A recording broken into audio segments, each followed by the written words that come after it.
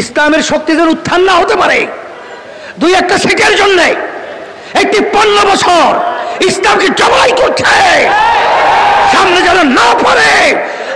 অন্যায় প্রতিবাদে আওয়াজ তুলতে হবে। ওরা বাংলার জমিনের মধ্যে আল্লাহর রহমতে পারবে না ইনশাআল্লাহ। এই আশাবাদ ব্যক্ত করছি। আল্লাহ রাব্বুল আলামিন আমাদের সবাইকে শরীফ পড়ি আল্লাহুম্মা সাল্লি আলা সাইয়্যিদিনা। আল্লাহ রাব্বুল আলামিন বিশেষ করে দীর্ঘ প্রায় একটা বছর পরে গত বছর 24 আর জুলাই আগস্টের 5 তারিখ